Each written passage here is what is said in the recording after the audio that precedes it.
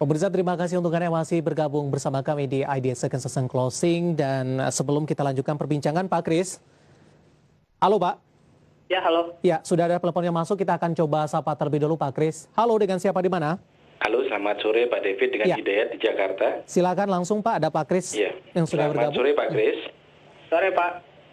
Mohon informasi untuk Pegas, saya sudah punya di 2080, NKP 13.500, DKFT 214, IMAS di 825. Baik. Telkom di 3120. Cukup banyak sekali nih. Iya, betul. Telkom di berapa, Pak? 3120. 3120.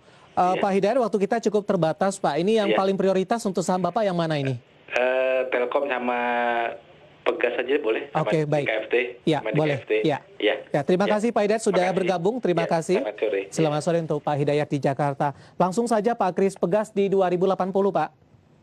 Pegas 2080 cukup tinggi ya, jadi di harga sekarang mungkin bisa FF down. Prospek ke depan Pegas masih cukup bagus. Kedepannya Pegas dengan adanya pipa yang sudah mulai disambungkan dan sudah mulai dapat distribusikan ke seluruh Indonesia, seharusnya Pegas kedepannya akan dapat kembali menguat nih dari sisi harga sahamnya. Ya.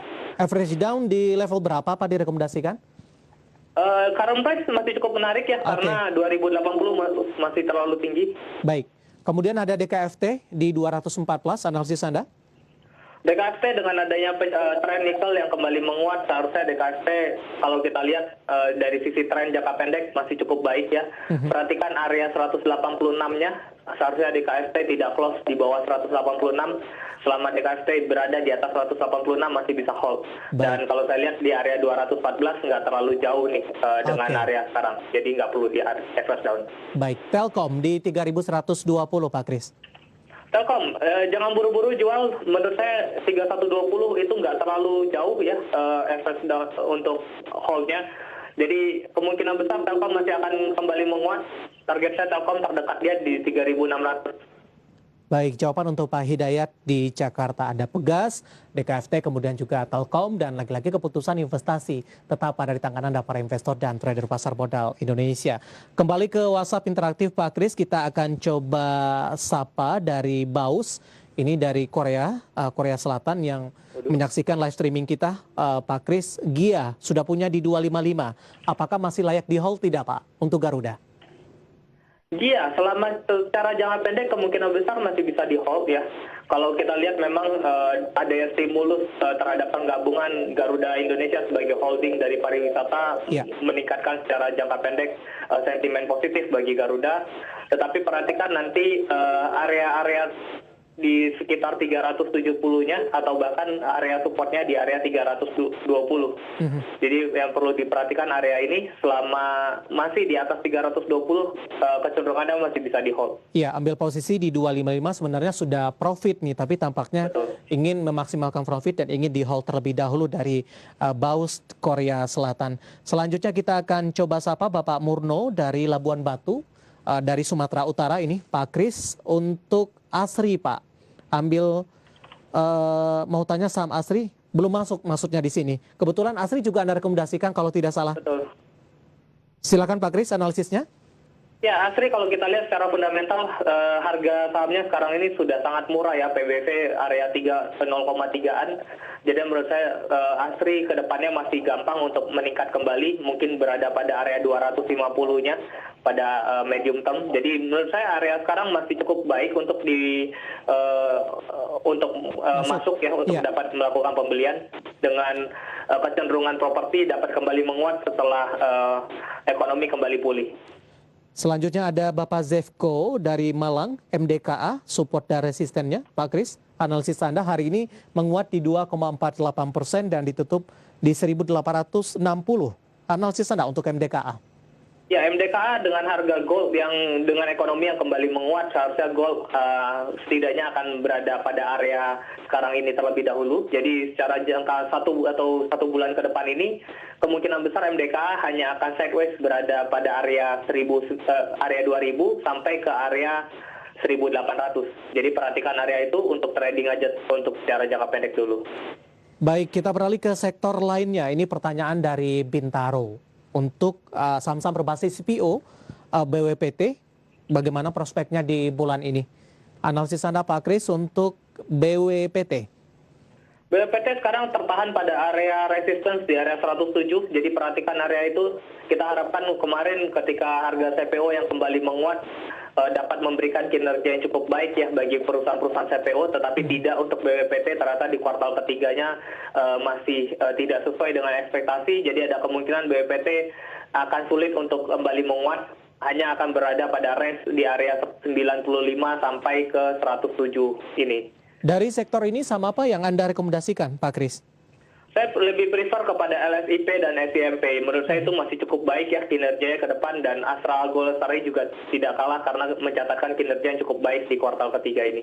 Baik, kita beralih ke Bandung. Kita akan coba sapa Abi Rafid dari Bandung. Mohon analisisnya, support dan resistennya untuk semen batu raja SMBR. Pak Kris, analisis Anda. SMBR ya, kalau kita lihat memang SMBR ini cukup menarik ya, dikarenakan jika SMBR menguat dalam satu hari mungkin bisa dalam 10% mendapatkan profit gitu.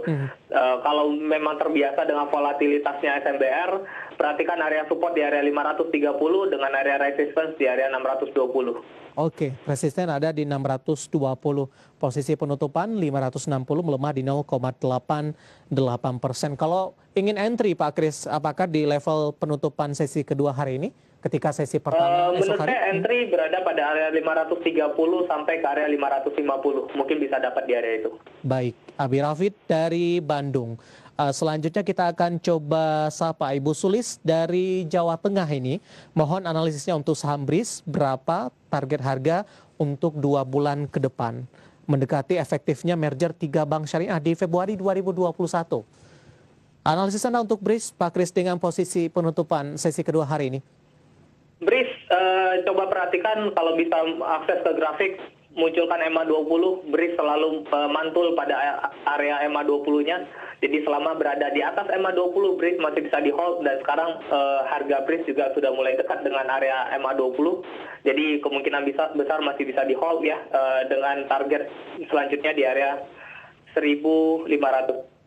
Sebenarnya level berapa di MA 20 yang Anda sebutkan, Pak Kris? Sekarang EMA 20 berada pada area 1.280. Oke, penutupan hari ini di 1.295, melemah di 0,38%. Proyeksinya untuk sampai dengan tahun depan, jelang dari diberlakukannya merger bank syariah, efektifnya Biasanya maksudnya? kita selalu menganut pada azas seperti buy on rumor, sell on news ya. Dikarenakan BRIS ini sudah menguat sebelum merger, jadi saya melihat justru ketika nanti ada isu merger keluar, itu adalah waktu tepat untuk kita mulai sell ya. Oke. Gitu. Tapi ketika ini efektif diberlakukan, apakah kecenderungannya akan mengalami tekanan atau secara fundamental BRIS prospeknya setelah merger juga akan tetap baik begitu Pak Kris? Kalau kita lihat memang secara prospek kemungkinan akan tetap baik, tetapi dari sisi kenaikan harga saham dan valuasinya sekarang masih cenderung cukup tinggi ya, BRIS ini saat ini. Baik, selanjutnya kita ke Bekasi, kita akan coba sapa Bapak Putra, mau tanya UCUD, Unicharm Indonesia, sudah ambil posisi di 1.555. Bagaimana untuk esok hari jangka pendek? 1.555? Posisi penutupan di sesi kedua, di mana di sepanjang perdagangan hari ini Unicharm ini lebih cenderung tertekan, Pak Kris. Bagaimana rekomendasi Anda untuk esok hari jangka pendek, Pak? Ya, Unicharm dengan laporan keuangan yang keluar di kuartal ketiga, kita sayangkan bahwa penurunan dari pendapatannya Unicharm, jadinya harga sahamnya kembali menurun ya, dengan area support terdekat di 1.525. Jadi perhatikan area support itu selama di atas 1.525 masih bisa di hold. Ya, selanjutnya kita beralih ke Pak Robi dari Lampung, Farmasi. Pak Kris, ada KLBF, posisi di 1485, Pak. Mohon analisisnya sampai dengan akhir pekan ini. Menurut saya KLBF cenderung untuk turun lebih dalam ya, dikarenakan kalau kita lihat secara jangka pendek KLBF kembali membuat titik terendah baru ya, di saat farmasi-farmasi lain masih cenderung stabil di areanya. Jadi menurut saya KLBF saran saya lebih baik sell terlebih dahulu, menunggu mungkin di area support di area 1.400. Baik, posisi Entry 1485, posisi penutupan hari ini 1490 masih profit meskipun tidak maksimal. Sesi pertama esok hari dibuka, Anda rekomendasikan sell untuk KLPF, untuk Pak Robi di Lampung. Ya, mungkin bisa sell di area sell on strength di area 1.500 sampai 1.510. Baik, kemudian ada Ibu Sinta dari Medan, lagi-lagi menanyakan BRIS 1.300 ini.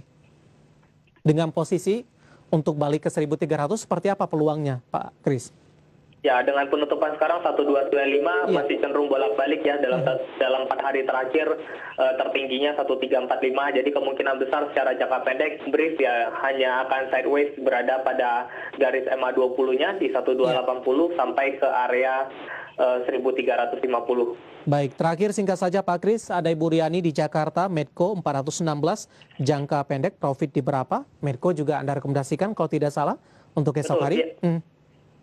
Ya, Medco saya rekomendasikan masih cukup baik. Medco ke depannya, Medco sudah terkoreksi dari harga 700, sekarang cuma di harga 400. Dengan kecenderungan setelah issue, utangnya akan kembali menurun, dan itu cukup baik ya. Hari ini juga closing di atas harga resistance di atas 410. Kemungkinan besar Medco dapat mencapai target selanjutnya di 490. Ya. Ibu Rani di Jakarta, Medco di 416 di hold, ambil posisi di penutupan sesi kedua diperdagangkan hari ini. Pembahasan Medco mengakhiri kebersamaan kita, Pak Kris. Terima kasih sudah bergabung bersama kami, sehat selalu. Sebenarnya masih banyak pertanyaan yang masuk sampai sejauh ini, tapi dengan waktu kita yang cukup terbatas ini dan semoga bisa menjadi referensi. Dan kami minta maaf ini untuk beberapa pertanyaan masuk, ada Ibu Lilis di Jakarta, Ibu Cing di Jakarta, Pak Chandra di Jakarta, Bapak Heri di Surabaya, kemudian Ibu Vivi di Malang, kemudian juga Pak Tono di Lampung. Masih banyak yang lainnya Pak Kris. Kami mohon maaf dan terima kasih juga sudah berpartisipasi di ID Session Closing untuk kali ini, dan Anda mungkin bisa berpartisipasi kembali untuk di ID Second Session Closing di esok hari dan episode selanjutnya. Pak Kris, sehat selalu Pak. Ya, terima kasih Mas David. Baik, pemirsa perbincangan tadi mengakhiri bersama kita di ID Second Session Closing untuk kali ini, dan di masa pandemi ini tetap ingat pesan Ibu, jaga protokol kesehatan dengan tetap memakai masker, menjaga jarak dan juga menjauhi kerumunan serta mencuci tangan dengan sabun air yang mengalir. Dengan sabun maksud kami di air yang mengalir. Dan akhirnya saya David Sanofo dan seluruh kerja yang bertugas mengucapkan terima kasih atas perhatian Anda dan sampai berjumpa kembali.